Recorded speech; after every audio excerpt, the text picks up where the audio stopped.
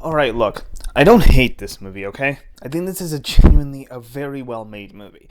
The best looking Gotham, the best looking Batman suit.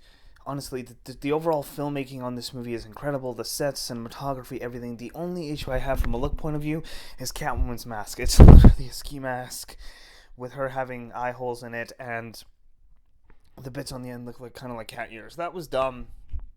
I wish I had a genuine mask like Batman did. But besides that, that's it. Now, I want to be clear. This is also a movie that I really appreciate the fact that Batman is the main character, not Bruce Wayne. I really appreciate that about the movie too. But that being said, my main issue with this movie is just how fucking arrogant it is. It is so bad.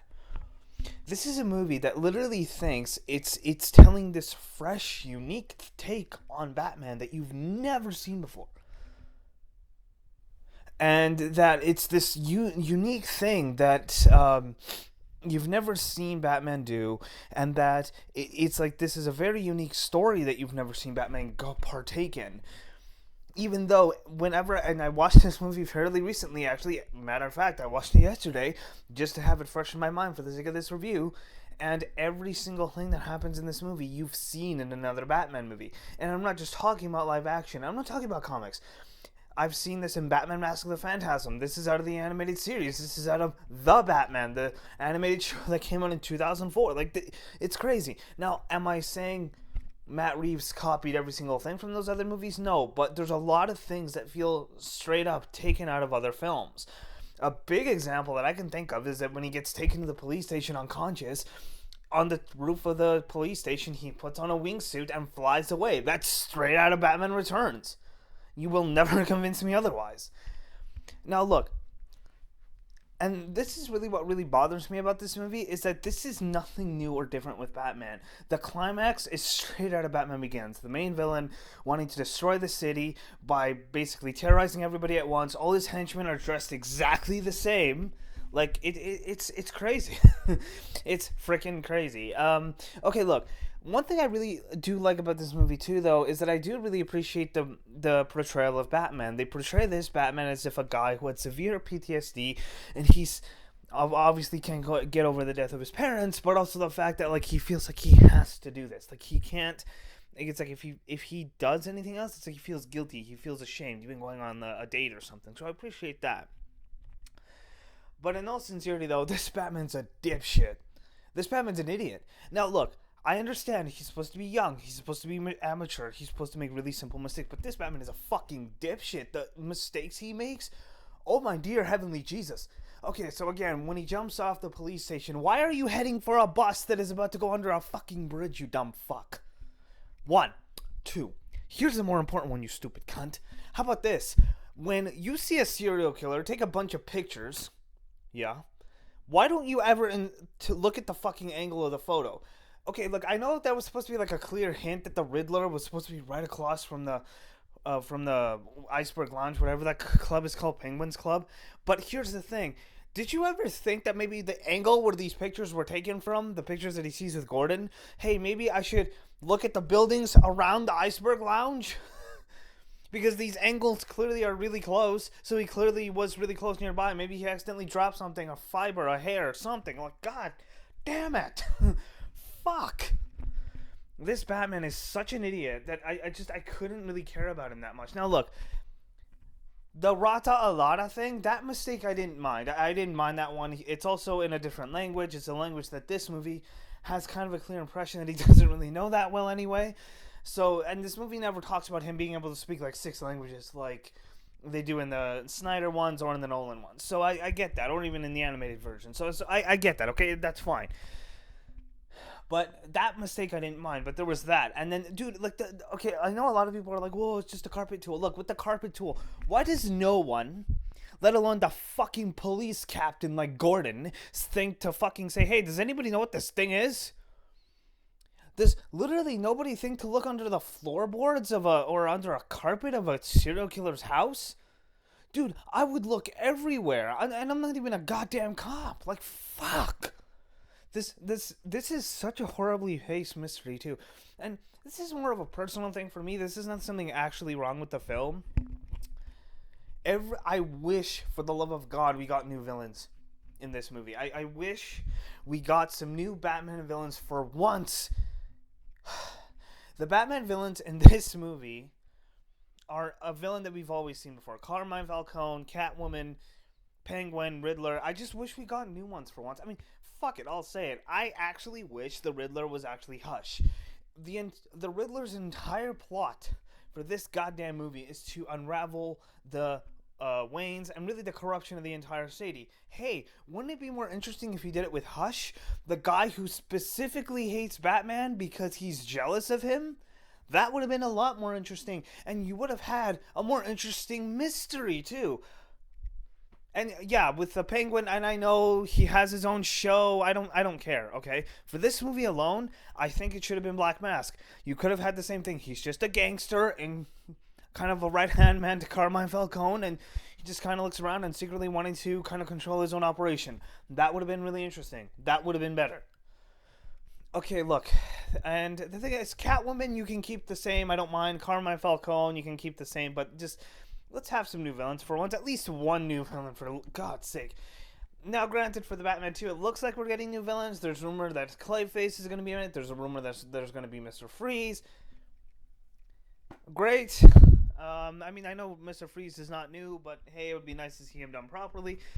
I want to also really appreciate the fact that this does feel like a genuine mystery. It does feel like a genuine detective movie. This is not really anything new, but this does actually feel like a detective story with Batman, which I really appreciate. We haven't gotten that in a long time. And also, speaking of the Riddler, I think there's a theory, not a rumor, going out there that the Riddler is actually purposely lying to Batman, that he doesn't know his identity when he actually does, just to mess with him because he wants to look smarter. I pray to God that that's true.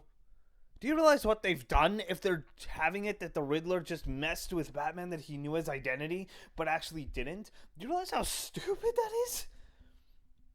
I figured out who Batman is, but actually, psych, I didn't. Dude, I pray to God Almighty the Father that that's not the fucking case. That's so fucking dumb. Holy fucking shit. Jesus Christ.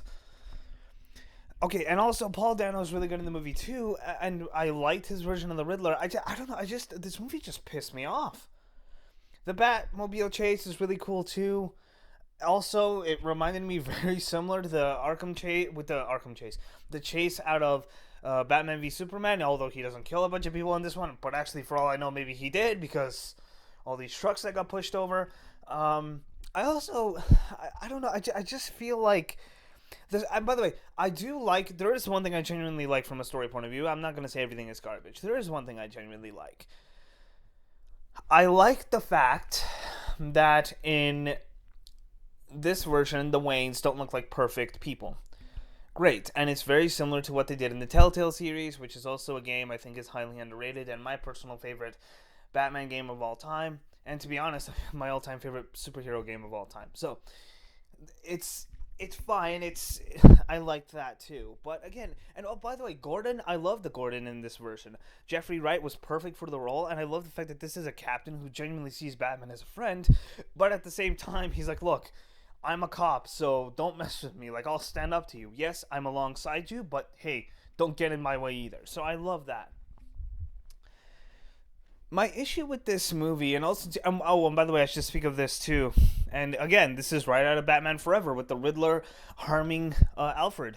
And also, this is the other thing too. And by the way, speaking of Alfred, Andy Serkis, great choice. I think the reason they're going for a younger Alfred, besides the fact that they want to do a trilogy of this, I think the reason they're aiming for a younger Alfred as well, I think, is also because they also want to have an Alfred that actually knows how to fight and can take care of himself, because I wouldn't be surprised if they show that, which is, I think, a great idea.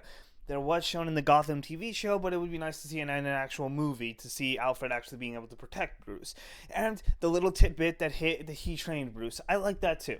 It develops a closer relationship between them, and you have more of an Alfred that's more accurate to the comics, where, he actually knew how to fight and protect people, specifically Bruce. Zoe Kravitz is perfect as Catwoman. I think she's the best live-action Catwoman we've ever had. I want to also mention this real quick. So that bomb scene is beyond dumb the way it's structured. It's like it's purposely done just to mess with you. So Batman's driving as fast as he can to get back to his house because he's afraid a bomb's gonna go off. But at the same time, oh hey, we're gonna cut to a scene of Alfred opening an envelope which the bomb is in. But at the same time, a phone is ringing, even though that happened like 30 minutes ago. The hell? Oh, and also, yeah, the foreshadowing of the Joker, I don't give a fuck. I'm sick and tired of the Joker. I'm sick of him. I'm tired of him. I don't want to talk about him anymore. I'm sick of him. The Joker's overused as hell. It's literally like one of those childhood wishes. You're just like, oh, I wish I could eat McDonald's every day. And it's like, no, well, you got that. And now that you did it, you're like, that was a really bad move, wasn't it? And this is exactly what's happening here. And that deleted scene, a lot of people were like, this should have been in the movie. No, fuck no. This scene is terrible, and I'm glad they cut it. There's no way this Batman would go to another serial killer to ask for help to capture another one. Fuck off. So yeah, I hate this movie from a storytelling point of view, but it is a very good movie. I was originally gonna give it a B. Oh, and by the way, Ave Maria is overused to shit that I actually don't like this song anymore. I loved this song as a kid. I was introduced to it through Hitman, but God, this movie fucking ruined it. But yeah, no, this is a movie that's terrible from a storytelling point of view, because this is a film that, in all sincerity to God, feels like it was, again, arrogant. Its head is shoved up way too far its own ass, and yeah, just it thinks it's smarter and it's clever, and it's not. It's just dumb and pretentious. Oh, and by the way, this Batman's pathetic too, because this Batman is not like, dude, I never bought the fact that this Batman could beat the shit out of 30 people. This is a Batman that clearly knows how to fight, but I never got the impression this guy could walk into a room and beat 30 people. Not because Robert Pattinson isn't jacked and he does good in the role, and he does do good in the role, but it's not the fact that he's not jacked. It's just I never bought the fact that this guy walks into a room and 30 people he's gonna beat them all. I bought that with Michael Keaton, who is shorter and maybe even a little bit smaller than Robert Pattinson is in this movie, and still not enough. With Pattinson and him. With Keaton, I can buy that in a heartbeat. Even in the Flash movie, I bought that crap. And he's 70 years old in that movie, apparently. I think this Bruce Wayne is supposed to be in his 70s. And this Pattinson, who's supposed to be, I think, in no more than his 20s. Or this Batman, sorry, not Pattinson. I know Pattinson's older. But this Batman, yeah, who cares? Who cares?